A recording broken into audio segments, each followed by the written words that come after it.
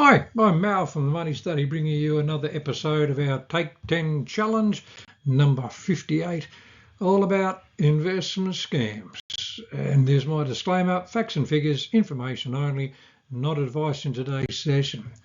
I think nearly every one of us has been exposed in some way to some form of a scam or another, be it just one of these phone calls, which I still don't understand, but they call us and then hang up or whatever. Anyway, we get these phone calls, we get people trying to get us interested in all sorts of things.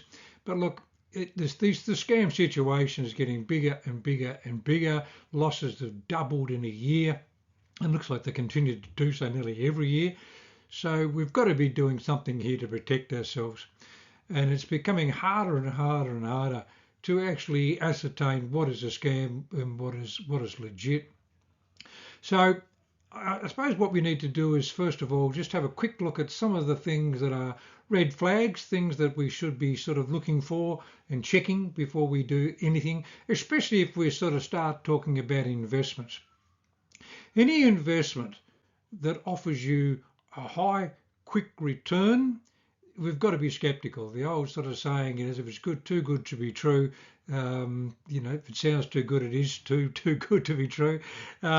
Look, if someone's offering you double-digit returns effectively, and especially if they're saying there's very little risk or no risk involved in all of this, it's a scam. Because otherwise, then why aren't these big super funds who are employing the best knowledge are out there to grow their super fund? If they could have someone going to guarantee them 10% every year guaranteed going forward, those people would be poached, by the big companies working for them to get fantastic returns for their business. So, anything, double digits is certainly something to be fearful of. I mean, it'd be nice to earn it, but to say we can get it time and time and year after year is really quite fanciful. So, and especially if they're talking about good returns in a quick turnaround, then there's obviously something going on here. If they do say there is no risk, because that it really is a lie, and any investment has risk, no matter what it is. Even money in a bank account, there is risks involved in any investment. Guarantees.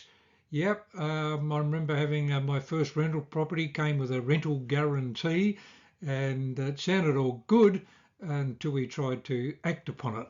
And then there's all these sort of little sidelines and asterisks and things that that brought our attention to. If we can get a refund, look, obviously some of these things, 30 days, and if you don't like it, get your money back. You'd probably want to be doing some Googling to find out if anyone else has done it and has got their money back. Always a bit of research won't go astray there. Information based on insider information, meaning that this is information someone in this company knows something.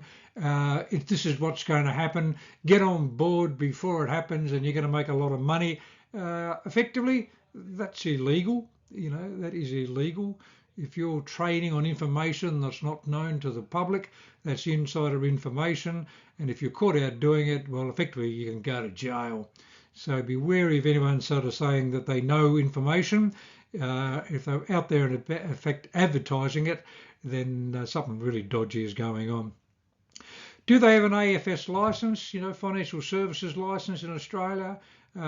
Any reasonable, reputable investment really should have an investment AFS license. That way, at least we know that ASIC has had a look at them, that they've been, not to say that there still can't be some dodgy things going on, but having an AFS license is certainly a number of the one things you're going to be checking if we were talking about investments. If someone rings you up and starts to talk to you about investment, there is no way in the world, ever, and a few more evers, would I basically put money into something from someone who's just contacted me via the phone. No way in the world. Even if they tell you to go and look at their website and they give you a website to go and check, and it looks like the wonderful, fantastic website. They send you a glossy brochure. is it someone you've actually heard of? Did I say it's always a case of checking to see what indeed is going on here. If it sounds like it's following from a script, that's not always the case, because obviously, some salespeople use a script to get their information across. But of course, if it just sounds all too in your face, all too good, no downsides, no risks, there's nothing to be seen here. And of course, if it's talking about some sort of foreign investment, I think then your skeptical level should be rising double. That's for sure. So it's a case of checking their credentials now, because this is becoming harder and harder and harder to even check the credentials of companies, because it's so easy to create a very, very classy website with testimonials and history on it and all this sort of stuff, but literally it's only been there a month and so forth. So it really is a case of you're doing your homework through organisations that look at these things. Ponzi schemes. Now, a Ponzi scheme, Ponzi was an Italian guy, obviously. I can't remember what century he was operating in, but the idea of a Ponzi scheme is where they use new money to pay old people, meaning that they say to you, look, yep, we can get you 10% return guaranteed, and we're going to pay you, every 6 months or so in a coupon or a dividend or interest levels or so forth. 6 months go by, and yep, sure enough, you get that payment. And go, well, this is good. So you put a bit more money in, and sure enough, 6 months time, your money's coming in, and you go, wow, this is great. You tell your friends, and they go, wow, is that for sure? And I said, yep, we get my money, no problem at all. So your friends come on board, they get their money, and they're telling people. And then as all these people are coming on board, all the new people, what's going on is their contributions as they put in are actually paying these other person who started earlier their monthly or 6 month dividends and so forth. Because eventually what happens is that the person running the scheme just takes all the money, does a runner, and especially those people who joined in last, there is no money. So Ponzi schemes have been around for quite some time in various shapes and sizes and different forms, but anything that's sort of, again, offering you returns that just sound too good to be true. So it really is a case of verify, do some research, not just the research and information they send you, but it's basically doing research that you can actually verify by some other method. Now, Money Smart, and I've got another slide to talk about this in a minute, but Money Smart is an excellent website for checking and getting information regarding scams. As far as your own sort of other sorts of scams, where you literally identity theft, that type of thing, where they're using your information to get into your investments, so that they're using your logins and so forth. Obviously, strong passwords. Don't use the same password for everything. I used to, of course, like everybody did in the earlier days, but now, yep, my passwords are unique. They are totally forgettable, I must admit. So, of course, you've got to write them down, and then we've got to find somewhere safe to hide this information and so forth. Shred your documents. Shred your documents. I had a neighbour recently who was just moving house, and he had all this paperwork, and he literally just took it to the tip took it to get recycled, and there was tax file numbers. All his statements from his super, statements from his investments and so forth. No, look, I'm sorry. Especially if you're throwing it all out together. If someone does see, a pile of information that's all coming together, and they can see tax file numbers and that sort of stuff, it's like handing it to them on a plate. So shred. You're meant to keep all your documents for tax purpose, like for 7 years or so from shares and things. I had archive boxes going back like 15 years from a business and the previous businesses and so forth. So, yep, I just contacted a shredder. They came and picked it all up. And for the sake of a couple $100 or so to get rid of it all and have it all shredded properly, to me was some money well spent. making sure all your computers have indeed got security software on them, and warning you about secure websites and so forth. As I say, these websites are getting harder and harder to know which ones are a scam or not. And the same thing to do like with emails, the old sort of story. Don't open up attachments unless you know who they're from. If they are attachment, are they a PDF or something like that, or are they an execute file? It can be different types of attachments, which are far worse than others. But I think the quickest and best way to really keep on top of your situation is to really monitor your bank transactions. How often do you actually look at your statement? Do you actually look at it do you ever look at them? But you really should be going through them quite regularly.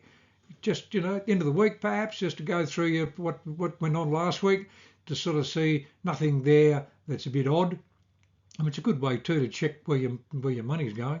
But by checking to make sure that there's nothing odd on your transaction, just some sort of new little regular small payment or something, or a big out of the ordinary payment.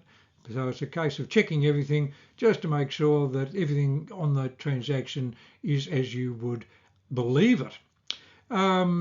Checking your superannuation balance regularly too. This is also for where your boss might be scamming you. Some are small businesses where they don't even pay your super. They're saying they're taking it out of your salary, or paying it in to your bank account every time you get paid, but it's not actually going into your super.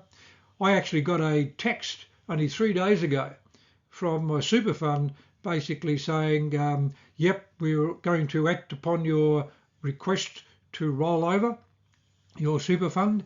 If this is not you, please contact us. Well, it certainly was not me. I contacted them, and obviously this scared the daylights out of me. Contacted them immediately. They then checked my account to sort of, no, there is nothing on my account. And it was, they basically just said, it must have been done by mistake. Look, I don't like things when happen by mistake, when to me it's so significant. So I did even ring them back again just to check. And of course I didn't use the number on the text.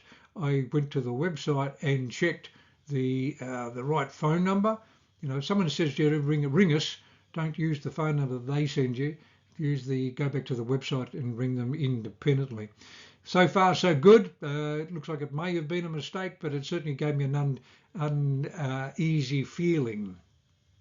Nothing worse than being close to retirement, and all of a sudden someone's rolled your super out to some unbeknown direction. It's update all your privacy settings on all your Facebook and all your other social media, just to make sure that you really are running higher levels of security there. But it's just a case of being aware, keeping up all of your situation, anything to do as soon as you're plugged into a computer, to make sure you're using that in the best possible method.